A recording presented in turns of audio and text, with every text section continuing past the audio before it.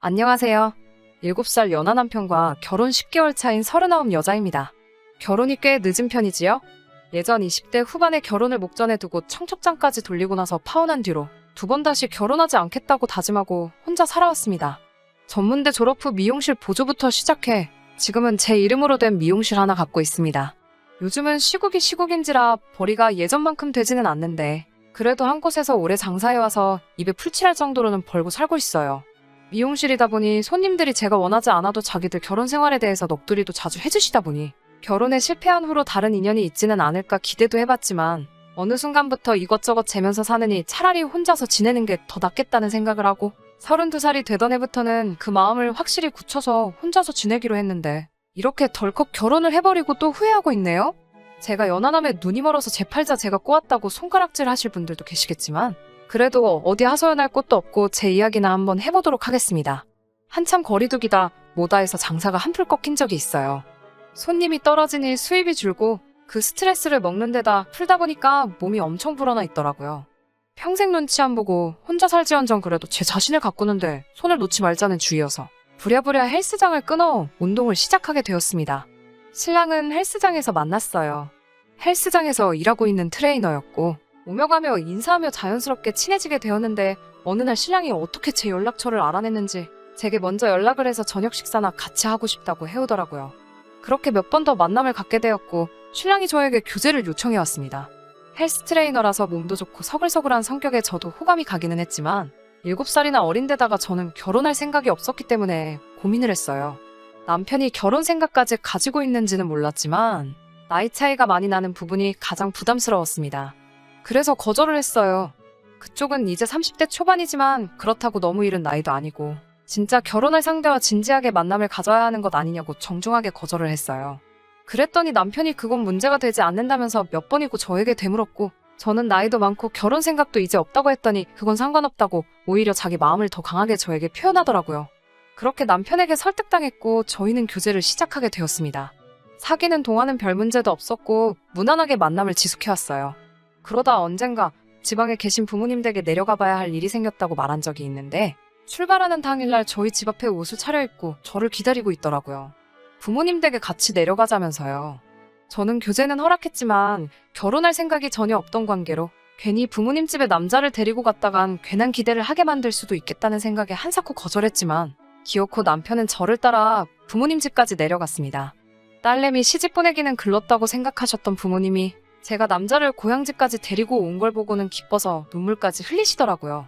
그 후 남편은 저에게 계속 결혼을 하자며 구애해왔고 저는 그럴 때마다 매번 거절했습니다. 혼자 살아온 게 오래되었기 때문에 제 삶에 다른 사람이 들어온다는 건 상상도 할 수 없었고 이 나이 먹어서 가정을 꾸리고 아이를 갖는다는 상상을 하니 정말 너무나도 자신이 없었어요. 하지만 남편의 끊임없는 구애와 제가 시집가는 것만 오매불만 기다리던 부모님의 설득에 결국 남편의 청에 응하게 되었어요. 처음 시부모님을 만나는 자리는 긴장보다 고민이 더 되었어요. 아무래도 제가 40을 바라보는 여자다 보니 시어머니가 저를 좋게 보진 않을 거라는 생각이 들었거든요. 역시나 처음 뵙는 자리에서 조금 불편한 기색을 숨기지 않으셨지만 남편과 저의 결혼을 받아들이는 분위기였습니다. 그때 남편의 경제적인 부분에 대해 처음 알게 되었는데 결혼을 하고 싶다는 말과는 다르게 모아둔 돈이 2천도 안 되더라고요. 그때 조금 대책 없다는 생각이 들었는데 또 딸내미 뒤늦게 시집 보낸다고 기뻐하시던 부모님 얼굴을 생각하니 그 자리에서 결혼을 뒤집어 버릴 수 없었어요. 저는 미용실 하면서 모아둔 돈이 7천 정도 되고 제가 월세로 살고 있는 곳 보증금을 빼면 1억 정도가 더 있다고 말씀드렸어요. 그랬더니 남편이 그 집이 자가가 아니었냐며 놀라더라고요. 굳이 말한 적은 없기는 한데 월세로 살고 있는 그 집이 제 명의로 되어 있는 줄 알았나 봐요. 제가 차도 외제차 리스로 타고 다니고 혼자 사는데 궁성 맞아 보인다는 느낌 보이지 않게 저한테 투자를 많이 하는 편이거든요. 헬스장도 다니고 관리도 받고 그러면서요. 제 이름으로 된 가게까지 가지고 있으니 제가 돈이 많아 보였나 봅니다. 미용실 벌이가 나쁜 편은 아니긴 한데 요즘 시국에 사실 모아놓은 돈에 손을 대야 할 정도로 상황이 어렵긴 했지만 굳이 그 사실까지는 이야기하지 않았어요. 결국 제가 모아둔 돈에 보증금을 합해서 경기도권 신축 아파트에서 신혼집을 차리게 되었습니다. 남편이 모아둔 돈 2천에 시댁에서 얼마를 더 보태서 혼수 4천만 원치 해왔고요. 아무튼 그렇게 결혼은 별탈 없이 마쳤습니다. 그런데 결혼하고 문제가 생겼어요. 이 시국에 피해만 보는 게 미용실만은 아니었던 거죠. 헬스 트레이너였던 남편이 일하는 헬스장 사정이 안 좋아지게 돼서 남편이 결혼하고 3달도 안 돼서 직장을 잃어버리고 말았습니다. 다른 일자리 알아보라고 했는데 배운 게 그거밖에 없다 보니까 헬스장 상황이 다른 것도 별반 다를 게 없는지 일자리를 통과하지 못하더라고요. 그래도 눈치가 보이는지 자기가 집안일을 하겠다고 하는데 아무리 상황이 그래도 찾아보면 힘들게 하루 벌어 하루 사는 분들도 있는데 집에서 놀 생각 하지 말고 집안일 하면서 직장 천천히 구하라고 못 박아뒀어요. 집안일을 한다고 했는데 간단한 청소해놓는 것 말고는 거의 손도 대지 않습니다. 저녁 식사하면 설거지 몰아서 한다고 다음날 제가 퇴근할 때까지 해놓지 않고 있거나 반찬도 직접 하는 게 아니고 어디 마트 같은 데서 이미 조리해서 파는 인스턴트 같은 거를 사놓더라고요. 그걸로 제가 인스턴트 음식은 안 먹는다고 하니 시어머니한테 반찬을 싸달라고 했는가 봐요. 어머님한테서 가게로 전화가 왔어요. 남편이 반찬 싸달라고 해서 남편 손에 쥐어보냈는데 그 무겁고 냄새나는 반찬통 들고 대중교통 타러 가는 모습을 보니 너무 안쓰럽다고 제가 타는 차를 남편을 주라고 하시네요. 저는 제 차로 출퇴근해야 하기도 하고 남편이 일도 안 하고 집에서 노는데 무슨 차가 필요하냐고 대본에 반대를 했습니다. 그랬더니 집안일 한다고 해도 경기권 신도시에 차 없이 어떻게 생활을 하냐고 장을 보려고 해도 10분은 차를 운전해 나가야 하는데 그런 것도 모르고 너무 저만 생각하는 거 아니냐고 저를 나무라셨어요. 듣다 보니 어이가 없어서 제가 실수한 게 맞지만 걔가 차가 뭐가 필요하냐고 자전거면 딱이겠다고 자전거를 사주겠다고 했더니 하늘 같은 남편한테 걔가 뭐냐고 대체 왜 반말을 쓰느냐고 하시면서 앞으로 존댓말을 쓰라고 하십니다. 어머님께 제가 나이가 7살이 더 많은데 존댓말을 쓰라고 하시는 거냐 물어보니 제대로 들었다고 서로 존대를 하는 게 아니고 저만 남편에게 존대를 써야 한다고 하시네요. 그 이후로 당연히 남편에게 존댓말을 하지는 않지만 시어머니와 함께 있거나 통화를 하는 상황에서는 하는 수 없이 존댓말을 사용해왔어요. 정말 하루하루 참고 살고 있으니 부처님이 되는 것만 같았습니다. 가뜩이나 나아질 것만 같지 않은 상황에 변종이니 뭐니 해서 점점 더 악화가 되는 시기였어요.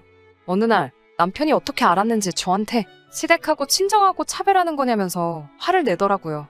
결혼 전부터 제가 친정의 용돈식으로 그달 매상에 따라서 30에서 50 사이로 생활비 겸해서 보내드렸었거든요. 결혼 후에도 당연히 보내드렸죠. 그런데 그걸 어디서 알고는 시가에는 왜 생활비를 안 주냐는 식으로 짜증을 부리더라고요.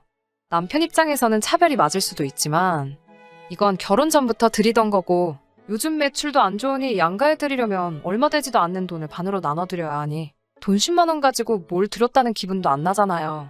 거기에 원래도 얼마 벌지도 못했지만 직장이라고 있던 거 잘려가지고 돈 한 푼도 벌지 않는 남편이 그걸 가지고 불공평하다고 한다는 것 자체가 말이 되지 않았어요. 그래서 그게 뭐가 문제가 되냐고 했어요. 너가 벌어서 더 드리면 되는 거 아니었냐 했더니 어이없게도 남편이 하는 말이 시가에 용돈을 안 보내드렸다는 게 아니라 애초에 왜 친정에 용돈을 드리냐는 식으로 나오더라고요. 그 상황에는 정말 무슨 말을 하고 싶은 건지 알 수가 없어서 대체 무슨 뜻으로 하는 말이냐 물어봤어요. 그랬더니 결혼할 때 시가에서는 돈을 보태줬고 친정에서는 한 푼도 돈을 안 보태지 않았냐면서 정작 결혼할 때 도와준 건 시댁인데 이거 완전 재주는 곰이 부리고 돈은 되놈이 가져가는 꼴 아니냐면서 역정을 내더라고요. 남편 말 틀린 거 하나 없이 친정에서 도와준 거 하나도 없습니다. 그렇지만 제 돈 1억 7천에 제 이름으로 대출까지 땡겼고 남편 돈 고작 2천에 시가에서 보태준 돈 2천. 그까짓 거 없었어도 충분히 지금 사는 집 살 수 있었고 대출 조금 더 받으면 해결되는 부분이었습니다. 아니 만약에 정돈이 궁하고 힘들었으면 친정에서도 충분히 건네줄 만큼의 형편은 됐고요.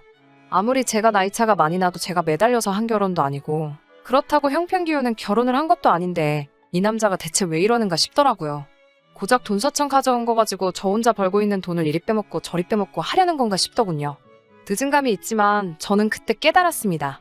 나이 차이 나는 저에게 끊임없는 구애를 해온 이유는 저라는 인간을 사랑한 게 아니고 제 겉으로 보이는 모습, 외제차라든지 월세였지만 강남 아파트에 살고 있는 평일오전에도 헬스장을 다니는 여유를 가진 여자. 제 겉으로만 보이는 부유함을 눈치채고 제게 접근한 것이고 저와 결혼하게 되면서 이 남자가 2번 다시 일도 하려고 하지 않는다는 걸요. 시가 식구들과 친정 식구들에게 말씀드릴 게 있다고 해서 남편만 빼놓고 따로 불러 모아 말씀드렸습니다. 이러이러한 이유들로 이혼을 고려 중이라고 말씀드렸더니 어머니는 김서방이 뭐가 어떠냐면서 오히려 저를 말리십니다. 노처녀의 이혼료 꼬리표까지 달면 이제 시집은 어떻게 또 갈 거냐면서요. 낳을 계획도 없는 손주 이야기까지 꺼내시면서 제가 결정한 결혼이니 그런 사소한 이유로 이혼을 하면 되겠냐고 저를 나무라시고 그 말을 들은 시부모님도 기고만장해져서 남편이 직장을 잃고 스트레스를 받아 그러는 거고 본성은 착한 아이니 자기들이 잘 이야기하겠다고 하더군요. 친정엄마만큼은 저를 이해해 주실 줄 알았는데 제 마음 하나 아무도 몰라주는 이 상황이 정말 답답합니다. 후기입니다. 혼자서 끙끙 앓고 있던 와중에 사건이 하나 더 터져버렸네요. 그날로부터 얼마 되지 않아서 남편이 술값으로 100만 원을 카드로 긁고 왔어요. 술에 잔뜩 취해서 집에 들어왔길래 무슨 술을 먹어야 100만 원을 쓰냐고, 혹시 혼자서 술값까지 다 내고 온 거냐고 같이 마신 친구들은 뭐 했냐고 잔소리를 조금 했어요. 남편은 버럭 화를 내면서 지금 자기 친구들 중 결혼 안 한 애들은 20대 중반의 여자들을 만나고 있고 결혼한 친구들도 비슷한 또래의 여자들과 살림 차려 살고 있는데 내일 모레 40대는 와이프 데리고 살고 있지 않느냐고 하더라고요.